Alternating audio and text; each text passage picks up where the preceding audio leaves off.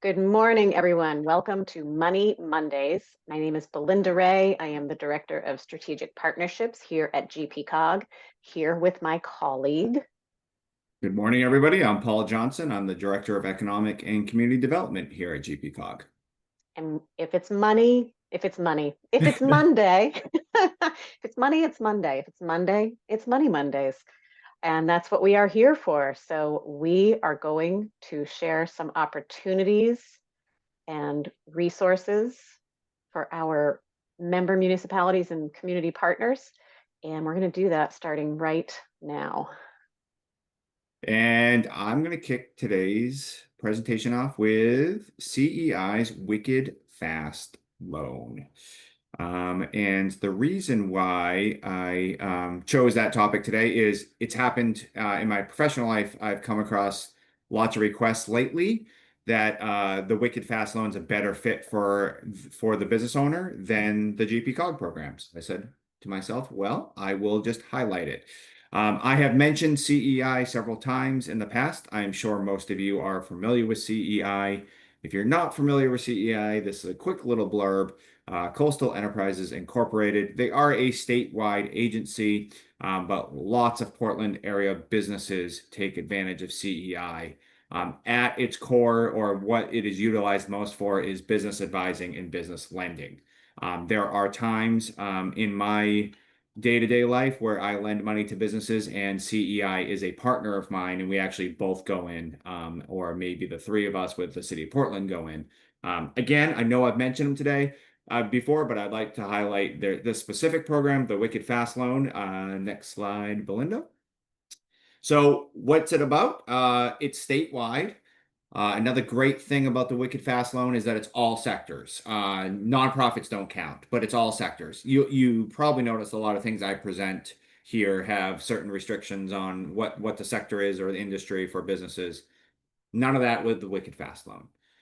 You'll also see these Wicked Fast Loans are quite flexible. They can be used for working capital, equipment, supplies. They can even be used, and this is important, to refinance existing higher interest, which is unusual for some of these programs, and it's very useful for many business owners. But they can't be used for real estate purchases, which makes sense because the nature of these loans isn't necessarily for a long-term slow transaction. It is as the name states, Wicked Fast Loan. $15,000 for startup businesses and $30,000 for existing businesses. 7.25%, which really isn't that bad if you went to the banking or the open market. That's probably competitive, if not better than what they would get. And it's up to 5 years or 60 months. And here's the big one. There's a decision within 3 business days. So my process, I pride myself in GPCOG's process being quicker than you think. Usually from start to finish, I can get a check in a business hand in about a month and a half, which is considered pretty quick. I'm usually actually waiting on a bank when I do a deal with a bank. But there are those specific instances that somebody might call me and say, X, Y, and Z has happened. I've been in business for 7, 8 years. I really could use $25,000. And in which case, if I can't turn it over quick enough, this is a great example. This is a great alternative. The only thing I would say, if you look down at the bottom, borrower must have evidence of a relationship with a business advisor.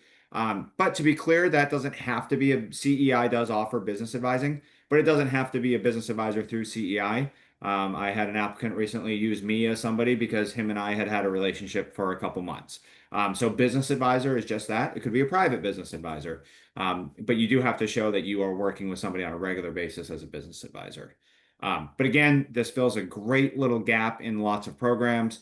It is wicked fast. People have had success with it. You still have to apply. It's still a loan. You still have to provide documentation. But if you're ready to go, these guys are ready to go, and it is super flexible. So the CEI Wicked Fast Loan, 2 links there. One is just the CEI's homepage, but more specifically and importantly for today's presentation, their website, I find, is probably the most user-friendly finance website in the nonprofit sphere that I've come across. Very easy to navigate. So even if Wicked Fast Loan doesn't speak to you, it's worth spending a little bit of time on CEI's website. I would love my loan program website to look like CEI's. It is very, very useful and easy to navigate. So with that, Belinda, it is all yours. Great. Thank you, Paul.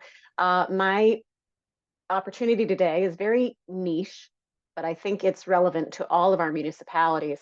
It is the Organic Dairy Product Promotion Grant through the Northeast Dairy Business Innovation Center. Now, the Dairy Business Innovation Initiative was established by the Farm Bill back in 2018, and it created these regional innovation centers. The Northeast one is one of 4. And one of the things they offer is this grant. They offer many, many grants. This is one that is relevant for us and is happening right now. So the Organic Dairy Product Promotion Grant is trying to do exactly what it sounds, trying to up the sales and the visibility of organic dairy products that are sourced in the Northeast. So since it's in the Northeast, you need to be in the Northeast to apply for this one. And Maine being the Northest and the Easternist, we're definitely eligible, as are these other states. You do need to have your SAM.gov registration, which most of you probably do, but I thought I'd put it in there because in order to receive the award, you have to have that in place. And it can take a little while sometimes to get the one that will allow you to be the receiver of funds, not just a subrecipient on a grant. This is open for licensed dairy processors and distributors, and there are caveats there about where they're distributing and what they're distributing and where it's sourced and all of that. But what the one we really care about is youth institutions. And so what is meant there is K through 12 schools, as well as colleges and universities, after school programs, summer food programs. A lot of our municipalities have these things, so very relevant. And youth in this context is ages 5 to 25. So there are 2 areas in which to apply to focus areas here. If you are already serving organic dairy product in your program, you can apply in the expansion of current product. And if you're not, then you apply in the addition. So you're trying to get some organic Northeast dairy product into your institution. They want to award programs that are likely to continue beyond the grant period. So they don't want you to just get your money, buy some product, and never do it again. They want to know that this is going to spur the growth, the expansion, the introduction of these products, and that it's going to stand the test of time. They would like you to have strong partnerships that are established prior to the application. So not something that you just throw together for the application with people that, but for the application, you would never work with. They want to know that you have these partnerships, that these are people you know, that these are people you would work with anyway. And obviously, they want something that's going to increase income for Northeast organic dairy businesses and farmers. So allowable costs, this does not pay salaries. It won't pay any of your operations costs. It's purely about the product. So it can buy your milk served as a beverage, cheese that is a distinct item. So any of these uses are okay. And yogurt that is served on its own or as the main ingredient in a parfait. Just a parfait, that's the only one that was listed.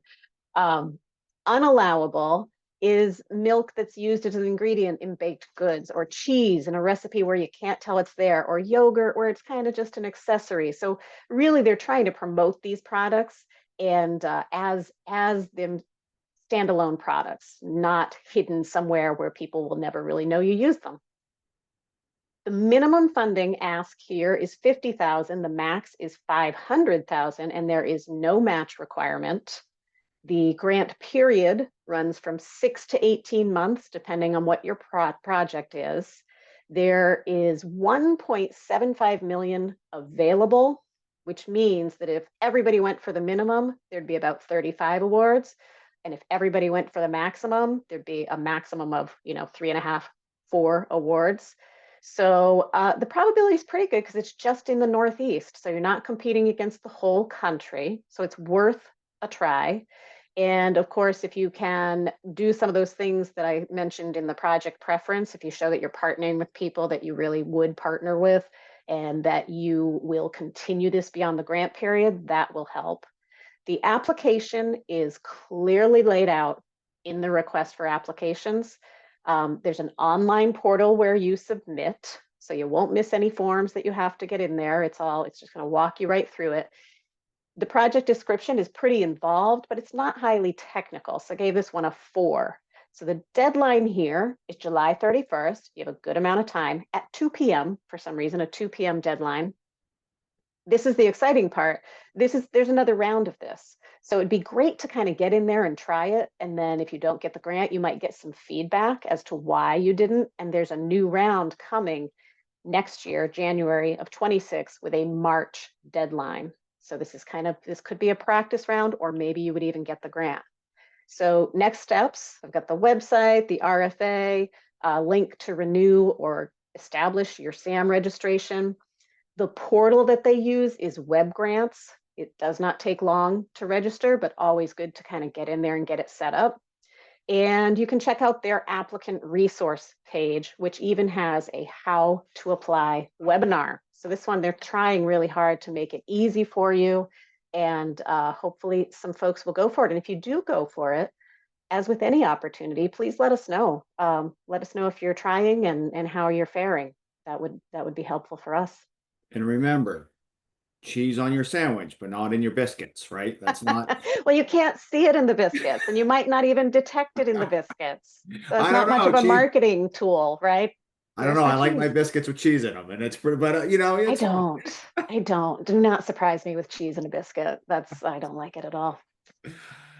Okay, everybody. I hope you have a wonderful Monday. Why can I not say those words separately anymore? They're like the same word for me now. It's another beautiful day in the neighborhood.